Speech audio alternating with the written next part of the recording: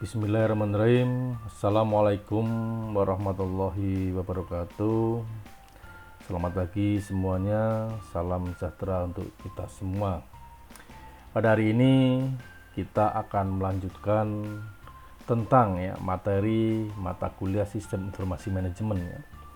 Pada pertemuan sebelumnya kita membahas tentang pengembangan sistem informasi. Kenapa sistem informasi perlu dikembangkan? Kenapa sistem informasi perlu dikembangkan dan bagaimana analisa sistem dengan menggunakan metode Pitches. Pada hari ini kita akan melanjutkan dengan pembahasan siklus pengembangan sistem atau yang lebih dikenal dengan istilah System Development Life Cycle atau SDLC. Proses pengembangan sistem informasi melewati beberapa tahapan, mulai sistem itu direncanakan sampai diimplementasikan sehingga suatu saat perlu dikembangkan kembali sistem yang baru. Siklus demikian merupakan suatu daur hidup pengembangan sistem informasi yang merupakan suatu bentuk untuk menggambarkan tahapan utama dan langkah-langkah untuk proses pengembangannya. Dilakukan dengan menggunakan metodologi, suatu proses standar yang diikuti oleh organisasi atau perusahaan untuk melaksanakan seluruh langkah yang diperlukan untuk menganalisa, merancang, mengimplementasikan, dan memelihara sistem informasi. Metode klasik yang sering digunakan dikenal dengan istilah SDLC, System Development Life Cycle. Dalam SDLC ada beberapa tahapan. Yang pertama adalah analisis sistem yang terdiri dari dua langkah. Yang pertama studi kelayakan dan analisis kebutuhan. Kemudian pada tahapan yang kedua yaitu desain sistem, terdiri dari perancangan konseptual dan perancangan fisik. Kemudian tahapan yang ketiga adalah implementasi sistem yang terdiri dari pemrograman dan pengujian konversi. Tahapan yang keempat adalah operasi dan pemeliharaan, terdiri dari 3 kegiatan, sistem siap dioperasikan, pelatihan, dan dokumentasi. Kita akan membahas secara lebih dalam, lebih detail dari keempat tahapan SDLC seperti yang ada di layar ini. Kita mulai dari tahapan yang pertama yaitu analisis sistem yang terdiri dari 2 kegiatan. Yang pertama studi kelayakan, yang kedua adalah analisis kebutuhan.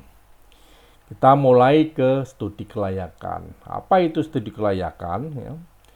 Studi kelayakan itu menentukan kemungkinan keberhasilan solusi yang diusulkan, layak atau tidak.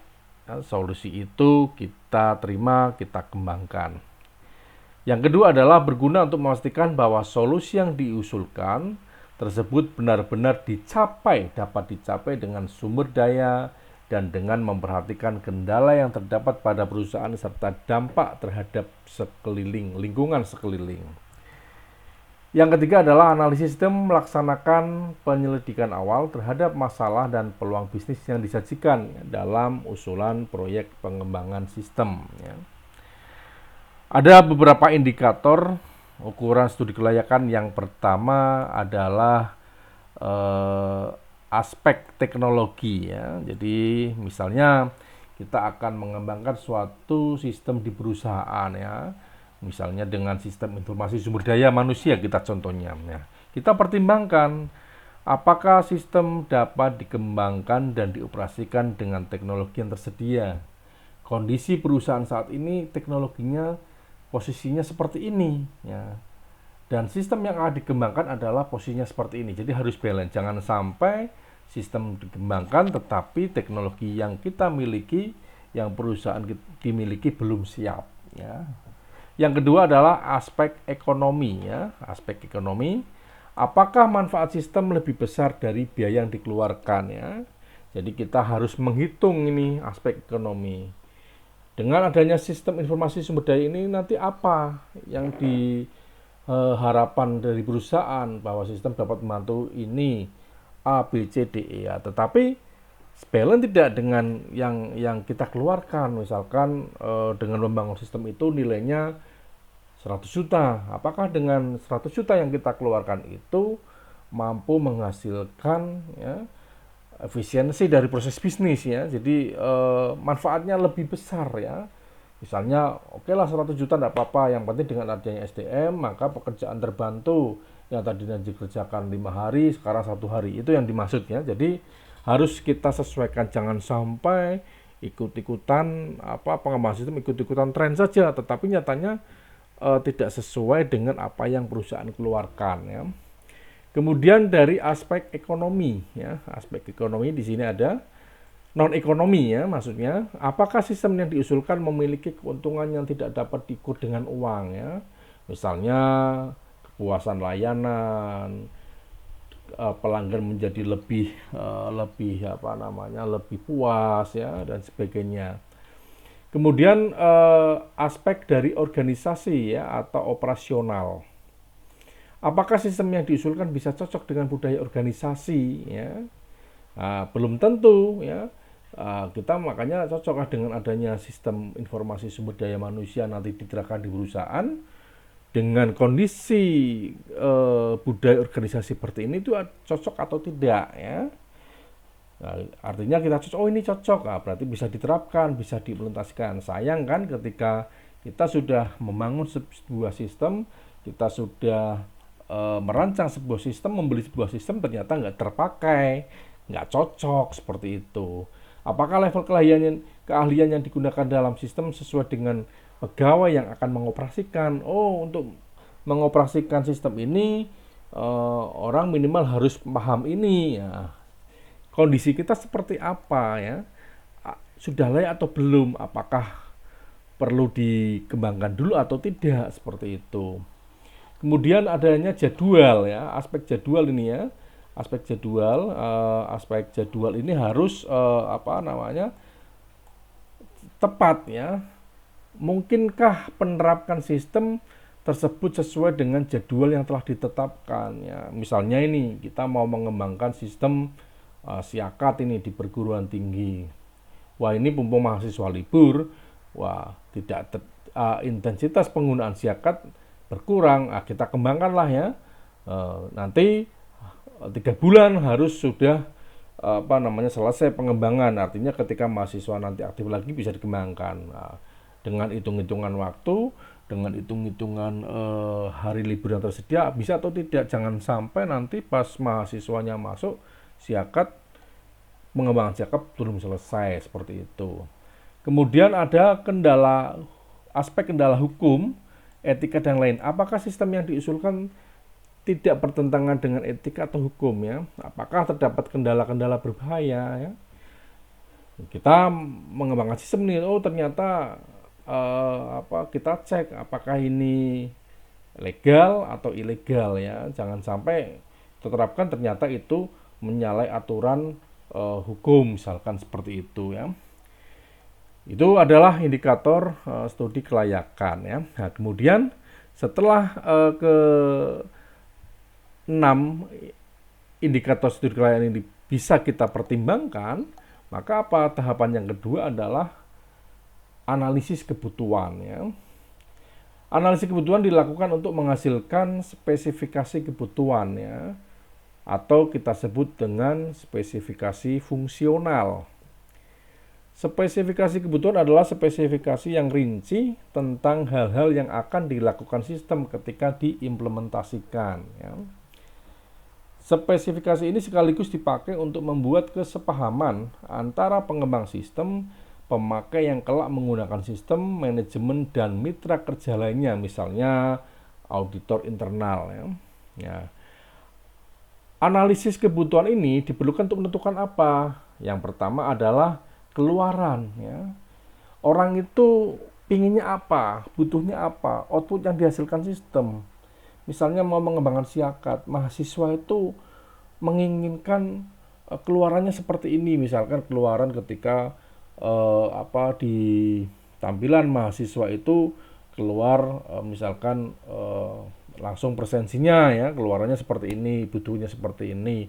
Dari pihak pemasaran misalkan ya, marketing ya, dia mengharapkan apa kebutuhan-kebutuhan agar saya tahu ini saya barang yang saya jual itu berapa, bisa langsung apa muncul ya output yang dihasilkan sistem, pinginnya apa ya, pinginnya apa yang dibutuhkan ya, kemudian input data yang diperlukan sistem ya. Jadi nanti akan dari keluaran ini nanti berarti apa akan diinventarisir input-input apa saja yang diperlukan oleh sistem. Kemudian lingkup proses ya, bagaimana dengan kita menganalisis itu kita bisa tahu ya bagaimana mengolah masukan menjadi keluaran ya. Ada volume data ya, nah, kita bisa menganalisis kebutuhan ya, jumlah data yang akan ditangani sistem.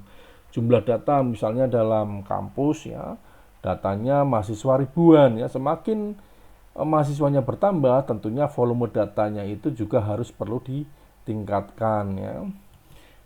Jumlah pemakai sistem ya dan kategori pemakai ya. Jadi dalam perusahaan misalkan dalam sistem informasi keuangan ya, misalnya di sebuah bank ya, pemakai sistem itu kan ada teller, ada customer service, ada manajer dan sebagainya, itu kategori-kategorinya masing-masing akses ya. Jadi tidak semuanya bisa membuka, mengakses ya, informasi-informasi nasabah dan sebagainya, itu adanya perlakuan sama seperti di Siakat ya, ada dosen, ada karyawan, ada mahasiswa, ada admin dan sebagainya.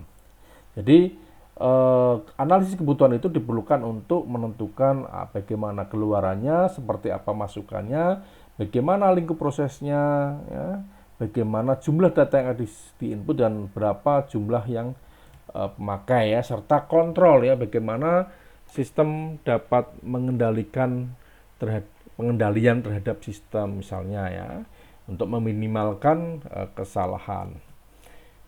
Apa yang dilakukan ketika langkah analisis sistem? Yang pertama, bisa dilakukan wawancara ya. Wawancara kepada siapa ya? Kepada pemakai sistem ya, bisa kepada pimpinan ya, strategisnya, bisa kepada operasionalnya ya. Kita mau mengembangkan sistem Siakat, yang diwawancarai siapa? Yang diwawancarai bisa TO, bisa mahasiswa langsung, pinginnya apa, kenapa, kondisi Siakat sekarang bagaimana, apa yang perlu ditingkatkan, seperti itu ya. Oke, kemudian bisa juga riset terhadap sistem sekarang ya. Sistem sekarang itu kita teliti, kita buat riset atau kuesioner ya kepada pemakai sistem ya, bagaimana tanggapan mereka terhadap sistem sekarang ya. Kita observasi lapangan ya, di mana misalnya kalau di Siakat ya, kita observasi pas masa-masa registrasi ya, itu bagaimana aktivitas mereka terhadap sistem ya. Kemudian kita bisa menyebar kuesioner ya, kemudian kita bisa melakukan pengamatan terhadap sistem serupa ya. Misalnya mau mengembangkan sistem Siakat di Unikal ya, kita harus pengamatan terhadap kompetitor ya, sistem serupa dari kompetitor, seperti itu ya. Dan atau kita bisa menggunakan prototipe sistem Siakat ya, yang sudah kita rancang, kemudian kita diskusikan kepada pemakai sistem, seperti itu ya. Nah, setelah langkah analisis sistem itu tercapai, studi kelayakannya itu layak, kemudian kebutuhannya sudah kita catat, maka tahapan yang kedua adalah desain sistem ya. Jadi ibarat kita membangun rumah, kita desain dulu nih ya. Desain dulu bagaimana posisinya ya, ruang tamunya di sebelah mana, ruang tengahnya di sebelah mana, seperti itu ya. Ini terdiri dari perancangan konseptual dan perancangan fisik ya. Yang pertama adalah perancangan konseptual. Disebut juga perancangan logika sistem, cara berpikir sistem ya. Pada perancangan ini kebutuhan pemakai dan pemecahan masalah yang teridentifikasi selama tahapan analisis sistem mulai dibuat untuk diimplementasikan ya. Ada 3 langkah penting yang dilakukan dalam perancangan konseptual. Yang pertama adalah mengevaluasi alternatif rancangan, yang kedua penyiapan spesifikasi rancangan, dan penyiapan laporan rancangan secara konseptual. Evaluasi alternatif rancangan digunakan menentukan alternatif rancangan yang bisa digunakan dalam sebuah sistem ya. Nah, di sini spesifikasi rancangan seperti apa ya? Yang pertama ada beberapa ya yang kita contohkan di sini rancangan konseptual. Yang pertama keluaran ya. Jadi kita harus merancang ya bagaimana keluarannya ya. Keluaran itu misalkan di sistem informasi pemasaran ya. Outputnya itu mau harian, mingguan dan sebagainya ya. Bagaimana bentuk laporannya, ada grafiknya, ada tabelnya. Atau laporan cukup ditampilkan pada layar ya, tidak perlu dicetak seperti itu ya. Jadi itu perlu kita rancang seperti ini ya. Kemudian penyimpanan data ya, semua data yang diperlukan untuk membentuk laporan ditentukan lebih detail ya. Seperti ukuran data ya, misalnya kalau dalam Siakat NPM itu kita kasih kita kasih karakter tidak lebih dari 10 ya, dan di mana letaknya dalam berkas seperti itu 10 karakter ya. Oke. Kemudian adalah spesifikasi rancangan konseptual masukan ya, bagaimana rancangan masukan meliputi data yang perlu dimasukkan dalam sistem itu, data apa ya, data apa saja. Kemudian prosedur pemrosesan operasi rancangan ini menjelaskan bagaimana data masukan ya diproses dan disimpan dalam rangka untuk menghasilkan laporannya. Nah, ini saya akan kasih contoh rancangan konseptual ya. Rancangan konseptual yang pertama yang di sebelah kiri ya, yang di sebelah kiri ini saya akan menjelaskan tentang konseptual kita ambil contoh ini sistem informasi pemasarannya pada proses pemesanan produk ya. Di sini kita lihat ya, saya zoom aja. Nah, ini ada dua aktivitas ya, kita rancang ini konsumen sama admin ya. Konsumen, bagaimana cara konsumen ini memesan produk ya?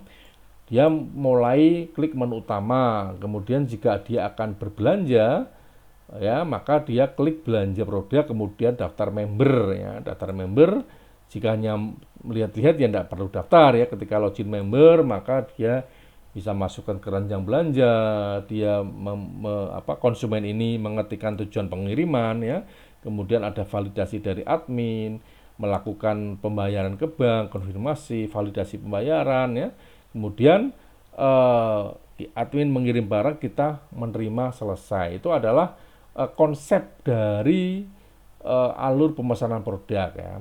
Dan yang di sebelah kanan itu lebih detailnya ya, bagaimana aliran data ya, misalnya di sebuah sistem informasi pemasaran ya, itu ada beberapa menu ini ya, 1, 2, 3, 4, 5 ya, ada menu untuk registrasi, ada menu untuk produk, untuk penjualan online, penjualan offline, pembelian maupun laporan ya. Di sini kita lihat ada dua aktivitas nih ya, konsumen dan admin. Apa yang dilakukan konsumen untuk menginput ya, di registrasi, konsumen melakukan login sistem ya. Kemudian login sistem apa yang dihasilkan ya, ada data pelanggan yang bisa diketahui oleh admin. Kemudian dalam menu produk, konsumen melakukan apa? Konsumen melakukan katalog produk. Nah, kenapa ini muncul katalog produk? Karena ada inputan dari admin ya.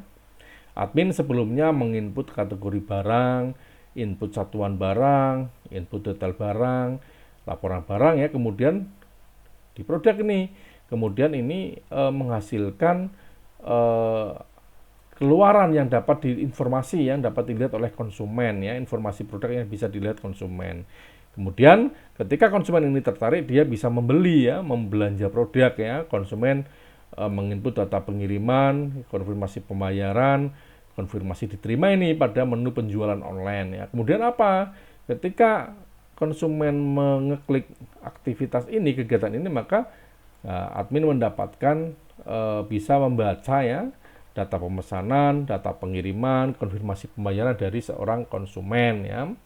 Kemudian kalau dalam penjualan offline sama ya, dia melayani penjualan online juga ya, kemudian didata siapa yang beli dan sebagainya. Nah, dari inputan konsumen, belanja konsumen, login sistem, ya belanja nanti akan juga muncul apa? Muncul laporan-laporan ya, laporan penjualan online, laporan barang, laporan penerimaan kas, laporan rabologi ya. Jadi ini konseptual ini menceritakan proses ya, menceritakan proses ini ya, bagaimana menjelaskan data rancangan ini menjelaskan bagaimana data masukan diproses dan disimpan dalam rangka menghasilkan laporan ya.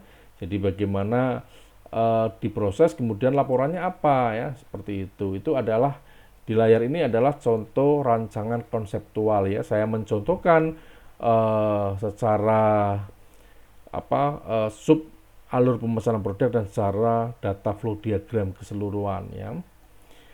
Oke, kita lanjutkan. Yang kedua adalah desain sistem secara fisik ya. Nah, kalau tadi di konsep ya, sekarang perancangan fisiknya bagaimana ya. Apa yang dilakukan? Kita merancang masukan dan keluaran, tombol-tombolnya seperti apa, tampilannya seperti apa ya, basis datanya seperti apa, kontrolnya nanti ketika ada validasi sistem seperti apa, modul-modulnya, sub-subnya seperti apa, platformnya digunakan apa, rancangan interface-nya bagaimana ya. Untuk lebih jelasnya saya contohkan ini ya, ada rancangan fisik ini, ada rancangan input ya. Ini contoh rancangan input ketika konsumen melakukan login ya, masuk mendaftar sebagai konsumen ya. Di sini akan ada nama ini ya, nanti diinputkan oleh konsumen, pilih provinsi ya. Ketika kita milih Jawa Tengah, otomatis nanti kota kabupaten itu hanya terisi kota kabupaten yang masuk dalam provinsi Jawa Tengah ya, kode pos ya, alamat lengkap seperti itu ya, nomor telepon ya. Klik daftar, nanti akan masuk ke menu selanjutnya ya. Kalau ada beberapa yang belum diisi, klik daftar, otomatis ada pesan errornya, maaf ada yang belum terisi. Ketika keluar, maka dia akan keluar dari sistem. Ini rancangan input ya. Yang sebelah kanan adalah rancangan output ya. Kita ini misalkan laporan stok barang ya, kita milih kategori berdasarkan apa gitu ya, kategorinya seperti itu. Nanti akan muncul laporan stok barang berdasarkan periode apa ya. Ini ada formatnya ya, template-nya. Kita nanti ngerancang kira-kira nanti seperti ini muncul ke perusahaan, laporan stok barang ini periode muncul, bulan berjalan dan sebagainya, Pekalongan kotanya, kemudian datanya tanggalnya nanti muncul otomatis dan sebagainya. Admin nanti akan muncul dari ID petugas yang menginputkan saat itu, seperti jadi nanti bisa ditelusuri ya. Oke, kemudian contoh yang rancangan database ya, ini konsep fisiknya ya. Jadi ada seperti kita praktek kemarin ya, fisiknya ya, tabel nanti nama fakultas nanti disimpannya di tabel fakultas ya. Kalau ada penambahan prodi baru nanti masuknya di tabel prodi, ada mahasiswa masuknya di sini, mata kuliah baru masuknya di tabel. Nah, ini secara fisik ya. Jadi kita menyediakan yang fisiknya seperti ini, nanti akan masuk sesuai dengan fungsinya ya. Tabel mata kuliah untuk menyimpan nama-nama mata kuliah ya. Ketika ada mata kuliah baru kita inputkan, nanti tersimpan secara fisik ya di tabel mata kuliah gitu ya. Nah, kemudian yang ketiga adalah langkah ketiga ya, setelah kita analisis sistem, desain sistem, maka kita sudah saatnya mengimplementasikan sebuah sistem ya. Ada dua kegiatan, yang pertama pemrograman dan pengujian, kemudian konversi ya. Nah, tahapan implementasi sistem bisa terdiri dari pemrograman, pengujian, instalasi perangkat keras dan perangkat lunak ya. Kemudian kita melakukan pelatihan kepada pemakai, kita dokumentasikan seperti itu ya. Dan kita konversi ya, tiba saatnya kita langsung konversi. Itu artinya apa? menerapkan sistem yang sudah kita bangun ke dalam sistem lama. Nanti ada tahapan-tahapannya ya. Yang pertama adalah dimulai dari pemrograman atau lebih yang dikenal dengan nama coding ya. Pemrograman adalah aktivitas pembuatan program atau sederetan instruksi yang digunakan untuk mengatur komputer agar bekerja sesuai dengan maksud masing-masing instruksi. Pembuat program disebut programmer ya. Jadi nanti programmer itu sesuatu yang orang yang berbeda ya dari analis sistem. Analis sistem itu berhubungan dengan klien ya, berhubungan dengan klien pengguna sistem ya. Nah, setelah data-data didapat oleh analis sistem, maka kita kasihkan ke programmer ya. Ini hasil dari investigasi sistem seperti ini. Nanti programmer yang bertugas menerjemahkan keinginan mereka ke dalam bahasa pemrograman seperti itu ya. Setiap program menjalani pengujian secara individual untuk memastikan bahwa program bebas dari kesalahan ya. Pengujian seperti ini disebut dengan pengujian unit. Jika terjadi kesalahan, pemakai akan berusaha mencari penyebabnya dan proses untuk melakukan pencarian kesalahan ini dikenal dengan sebutan debug. Adapun kesalahan yang dalam program disebut bug seperti itu ya. Jadi ketika dicoba sebelum diproses lagi, kita cari nih apakah masih ada error ya. Seperti itu kita cek ya, tahu penyebabnya apa, kesalahannya apa seperti itu. Kemudian setelah proses transformasi programan itu selesai, maka kita uji nih ya. Kita uji, pengujian ada beberapa langkah, pengujian integrasi ya. Dilakukan setelah semua modul melewati unit untuk melihat efek ketika mereka saling dikaitkan ya.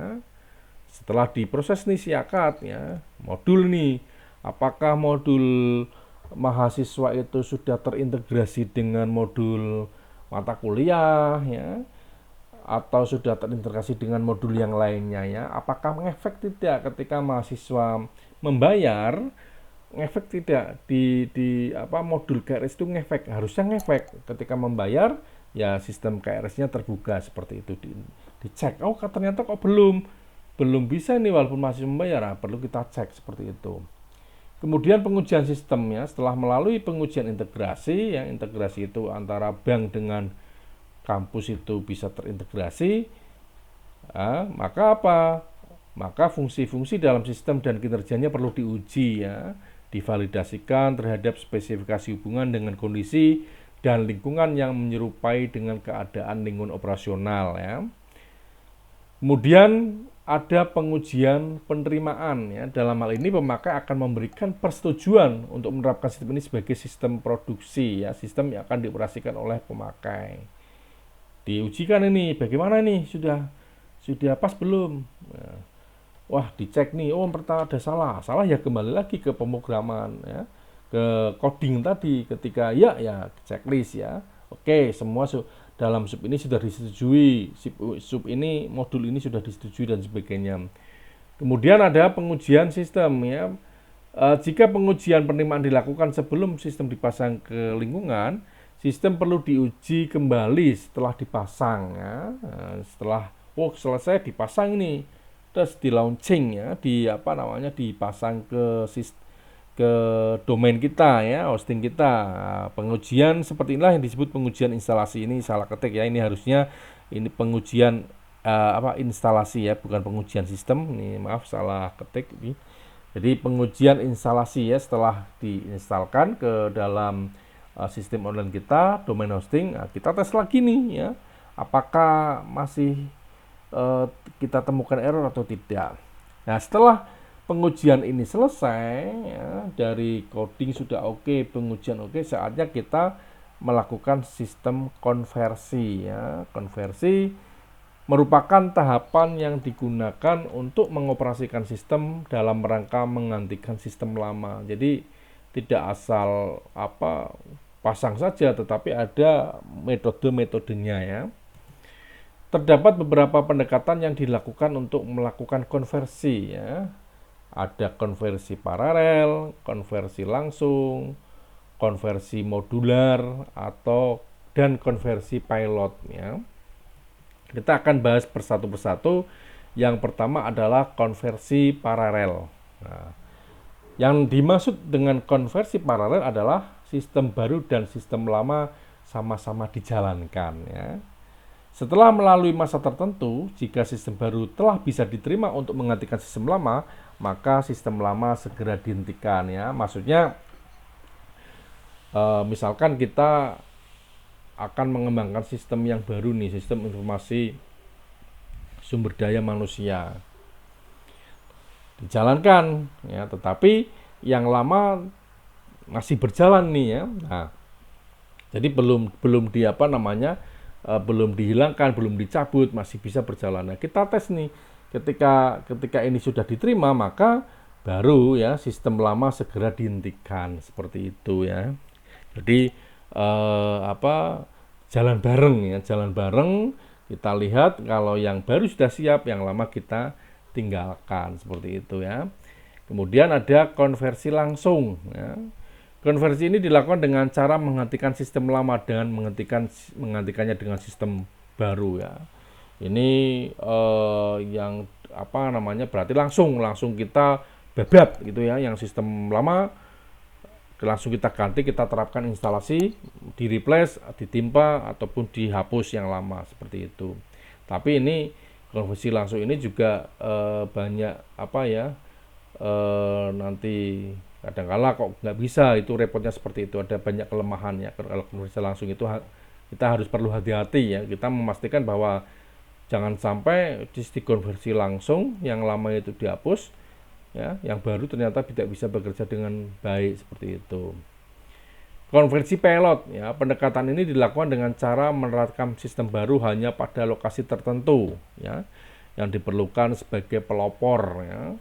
Misalnya kita punya banyak cabang ini ya, kita mau menerapkan sistem informasi sumber daya manusia ya, yang menjadi uji coba cabang Semarang dulu ya, yang Pekalongan, yang Purwokerto, yang Pemalang, Tegal ya, itu masih menggunakan sistem lama ya. Nah, ketika nanti di Semarang itu sukses, maka yang cabang Pekalongan, cabang Tegal harapannya melakukan hal yang sama di instalasi ya, pengembangan sistem. Kemudian yang keempat adalah konversi bertahap ya. Konversi ini dilakukan dengan menggantikan suatu bagian dari sistem lama dengan sistem baru ya. Jika terjadi sesuatu, bagian yang baru tersebut akan diganti kembali dengan yang lama ya. Jika tidak terjadi masalah, modul-modul baru akan dipasangkan lagi ya. Jadi bertahap per bagian ya. Misalnya dalam Siakat ini ya, modul KRS dulu yang dipasang, yang metode yang lain masih yang lama. Jadi ada bertahap ya. Nah, setelah proses konversi itu selesai ya, maka ya kita tinggal launching ya, bagaimana kita mengoperasikan dan bagaimana kita melakukan maintenance ya. Ada beberapa tahap ini ya, tahap dalam operasi dan pemeliharaan. Ada yang namanya tahap dokumentasi ya. Dokumentasi pengembangan menjabarkan sistem secara lengkap ya, mulai deskripsi sistem, bentuk masukan, bentuk basis data, alur. Kita harus dokumentasikan dengan apa ya, dengan terdokumentasi dengan baik. Agar apa? Agar nanti ketika ada pergantian karyawan, ada pergantian pimpinan, ada dokumentasinya. Jadi yang meneruskan itu enak ya. Ada sebuah catatan seperti itu ya. Dokumentasi operasional ya, mencakup antara lain jadwal pengoperasian, cara pengoperasian, manual booknya ya, faktor-faktor keamanan dan masa berlakunya suatu berkas ya. Jadi akan membantu bagaimana mengoperasikannya. Dokumentasi pemakai ya, petunjuk untuk menggunakan masing-masing program juga mencakup materi pelatihan ya. Oke, dokumentasi untuk pemakai. Kemudian ada bagaimana mengoperasi pemeliharaan ya, ada perawatan perfektif. Ditujukan untuk memperbarui sistem sebagai tanggapan atas perubahan kebutuhan pemakai dan kebutuhan organisasi ya. Jadi dalam prakteknya di tengah jalan mungkin diperlukan sebuah perawatan preventif ya. Ada tanggapan-tanggapan kebutuhan pemakai ya, bisa kita langsung perbarui ya. Kemudian perawatan adaptif ya, perubahan perangkat, adanya kemajuan teknologi ya, kita harus adaptif, berubah menyesuaikan lingkungan ya. Sebagai contoh, perubahan aplikasi dari mainframe ke lingkungan client server ya, atau mengkonversi dari sistem berbasis berkas ke lingkungan basis data ya. Adanya kemajuan teknologi tentunya nanti akan muncul juga ya perawatan adaptif ya, di tengah jalan oh harus seperti ini, tadinya persensinya menggunakan fingerprint, oh sekarang menggunakan scan wajah dan sebagainya. Kemudian ada perawatan korektif ya, di tengah jalan ternyata ada laporan ini dari pelanggan, oh ternyata ada bug dari sistem ya, maka kita harus melakukan pembetulan terhadap sistem yang berjalan ya. Nah, untuk lebih jelasnya saya akan memperlihatkan contoh ya dari SDLC ya, System Develop Life Cycle. Tadi sudah dijelaskan tahapan-tahapannya dari mulai pertama ya, analisis sistem, kemudian desain sistem ya, kemudian ada implementasi sistem ya, ada dan lain sebagainya ya. Oke, kini ada saya kasih contoh ya, ada hasil penelitian yang saya lakukan bersama mahasiswa ya. Dalam hal ini kami akan melakukan penelitian yang telah melakukan penelitian yang berjudul digitalisasi UMKM ya, melalui e-commerce ya dan portal informasi untuk strategi pemasaran ya. Jadi saya berempat ini ingin mengembangkan produk ATBM Desa Cepagan ya menjadi semuanya digitalisasi ya. Dan kami juga menggunakan ya siklus pengembangan sistem informasi menggunakan SDLC ya. Dimulai dari tahapan identifikasi permasalahan ya. Saya langsung terjun ke sana menemui para pengrajin tenun ATBM ya. Bagaimana kondisinya sekarang, pandemi ya, dulu waktu pandemi ya masyarakat merasa kesulitan ya dalam melakukan pemasaran dan sebagainya ya, kebijakan PSBB kemarin juga menghambat seperti itu.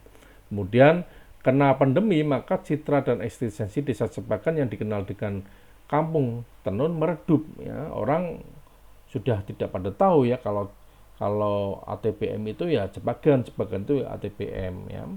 Karena apa? Karena pemasarannya mulai menurun ya. Itu hasil identifikasi permasalahan ya. Setelah saya mendetifikasi ya, saya menganalisis sistem ya. Kemudian muncul yang namanya analisis kebutuhan. Yang mereka kebutuhkan itu apa? Yang pengrajin tenun di KTBM itu membutuhkan ya, yang membutuhkan dalam konteks pemasaran ATBM-nya ya. Mereka membutuhkan apa?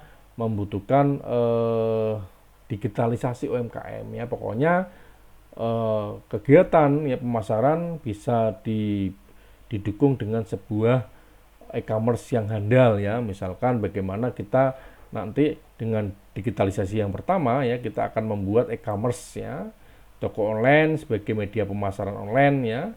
Pengunjung bisa melihat berbagai katalog, bisa melakukan pemesanan ya dan sebagainya seperti layaknya e-commerce. Kemudian tidak hanya e-commerce ya, karena mereka itu permasalahannya juga ada citra eksistensi ya, branding, maka kita juga buatkan sebuah website ya. Di sini nanti akan berisi tentang citra ya, branding kegiatan-kegiatan yang dilakukan warga Cepagan ya, artikel-artikel tentang kegiatan ATBM di Desa Cepagan ya. Kemudian biar artikel itu ditemukan di mesin Google, maka kita butuh teknik SEO ya, Search Engine Optimization ya. Dengan menggunakan teknik ini, maka e-commerce dan portal informasi bahkan mencari ya. Jadi ketika kita mengetikkan kata kunci di Google Cepagan, mengetikkan produk Cepagan, ATBM ya, maka harapannya nanti akan muncul di pencarian pertama ya. Jadi orang yang tadinya tidak tahu Cepagan, yang tidak tahu ATBM di desa Cepagan akan menjadi tahu berkat search engine ya. Orang mengetik ATBM langsung muncul desa Cepagan dan sebagainya. Kemudian kami juga ya dalam digitalisasi ini ada pembayaran digital melalui QRIS ya, QRIS ya. Dengan menggunakan QRIS ya, konsumen dapat melakukan pembayaran dari berbagai macam alat elektronik ya. Jadi tidak hanya melalui m-banking tapi juga melakukan pembayaran QRIS ya. Jadi tidak ada biaya admin dan sebagainya, memudahkan. Selain itu branding juga sosial media Instagram dan page Facebook ya sebagai media pemasaran untuk produk ATBM dengan membuat konten-konten marketing ya seperti foto produk dan sebagainya. Dari analisa ini kami catat ini ya. Nah, pokoknya ada 5 ini ya, 5 membuat e-commerce, buat website, search engine, pembayaran digital QRIS ya, kemudian mengoptimalkan sosial media. Kemudian kita desain sistem ya, bagaimana interaksi sistem antara adminnya, pegawai ya, kemudian ini pemiliknya, pengrajin tenun ATBM-nya, kemudian ini konsumen ya, dimulai dari admin bisa login, menambah produk, kategori produk, bisa mengelola order, kelola customer, kelola laporan dan sebagainya ya. Maka konsumen bisa melihat produk, tambah keranjang belanja, input pengiriman ya, konfirmasi ya. Dan pemilik ini bisa melihat data customer yang masuk, bagaimana customer tersebut ya, terus lihat laporan-laporan penjualan bulanan. Jadi ini adalah kita mendesain ya, jadi nanti setelah kita desain biar kita membuatnya gampang ya. Kemudian desain pemesanan produk ya. Alurnya gimana? Ada konsumen melihat menu utama ini ya. Lihat produk, detail produk, tambah keranjang belanja, pembayaran ya, kemudian ya buat pesanan, kemudian notifikasi masuk ke admin ya. Kemudian seperti layaknya kita di marketplace ya, sampai barang dikirim oleh admin dan selesai seperti ini ya. Kemudian ini desain sistemnya secara konseptual ya. Kalau secara fisik bagaimana seperti ini ya. Nanti di sini ada muncul banner ya, kayak banner toko ya. Kemudian ini ada produk-produk unggulan, produk 1, produk 2, produk 3 ya, produk 4 ya, produk terbaru dan sebagainya. Produk unggulan itu berarti apa? Produk yang mungkin laris. Ketika kita baru maksudnya di sini ini produk baru ya. Ketika orang ngeklik sini ya, misalkan ngeklik ini ya produk unggulan ya, maka akan muncul tampilan ini ya. Tampilan sini ya. Nah, ini foto pertama, foto kedua, foto ketiga, foto keempat, seperti kayak marketplace ya. Ini tampilan interface-nya ya, seperti itu. Oke.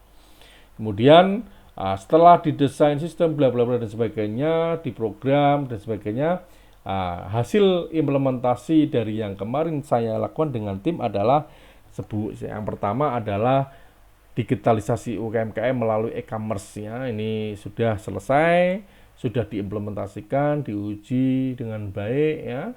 Kemudian yang kedua adalah yang sesuai dengan analisa kebutuhan ya, adanya e-commerce kampung ATBM ya.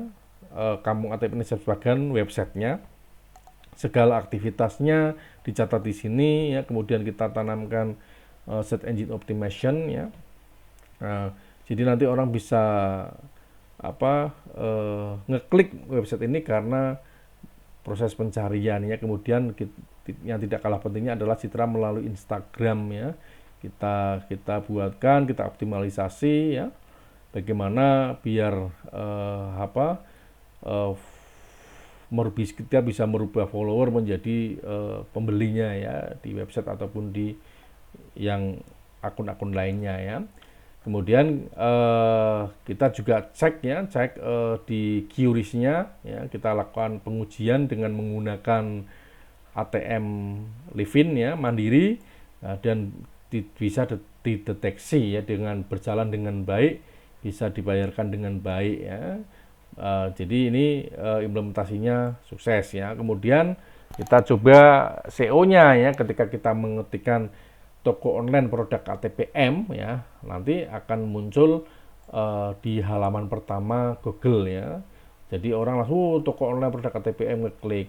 Ketika kita ngeklik kampung KTPM tanpa menyebut Cepagan, nah, juga akan ketemu harapannya. Jadi orang itu tidak mencari Cepagannya tapi mencari ATPM di mesin pencarian.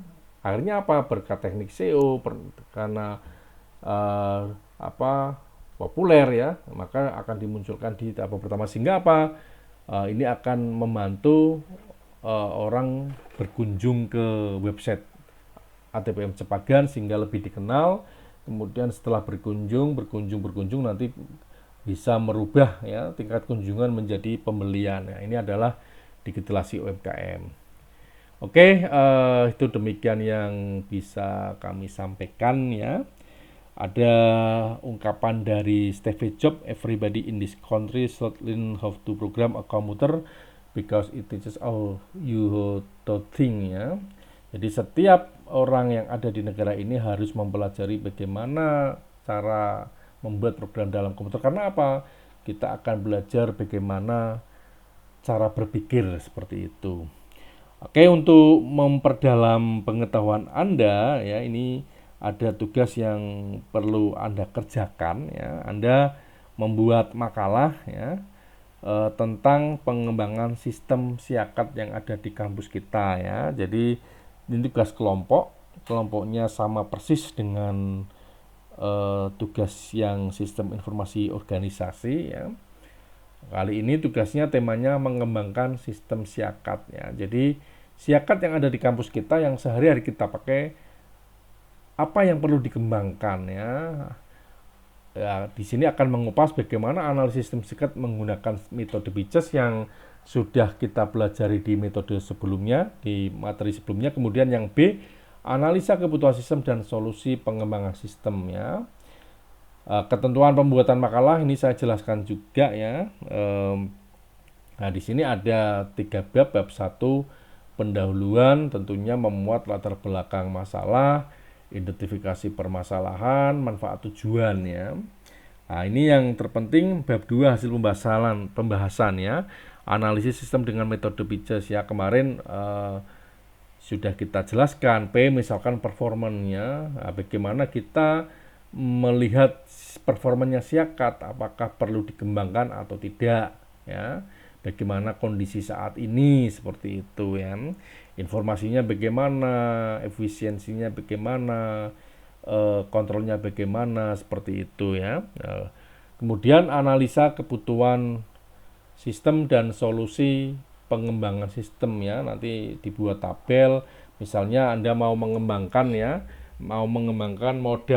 modul sistemnya apa, misalkan modul subsistem KRS misalkan ya. KRS siakat saat ini bagaimana ya. Siakat saat ini misalkan KRS-nya mahasiswa seperti ini, harus membayar dan sebagainya. Terus permasalahannya apa? Permasalahannya kadangkala misalnya pas error di mana misalnya ya. Kemudian solusinya apa? Solusinya ditingkatkan lagi apanya ya. Manfaatnya apa? Agar mahasiswa bisa KRS dengan baik ya. Jadi Anda saat ini sebagai mahasiswa, tapi dalam tugas ini Anda memposisikan sebagai pengembang sistem ya. Melalui pengalaman Anda sebagai mahasiswa. Kira-kira sebagai mahasiswa itu Anda siakat itu seperti apa? Pak, absensi, Pak seperti ini, Pak tugas kok seperti ini, modul tugas yang Anda catat saja bisa mungkin seperti itu ya. Kemudian yang bab 3 penutup, kesimpulan dan saran, jangan lupa ada daftar pustaka seperti itu ya. Oke, tugas ini dikumpulkan ya pada H-1 sebelum pertemuan berikutnya minggu depan ya. Jadi lamanya sekitar 6 sampai 7 hari ya, seperti itu. Nanti untuk lebih jelasnya saya posting di Google Classroom kelas kita. Oke, terima kasih. Demikian yang bisa saya sampaikan. Mohon maaf jika ada kekurangan ya. Selamat belajar dan selamat mengerjakan tugas. Terima kasih dari saya. Wassalamualaikum warahmatullahi wabarakatuh.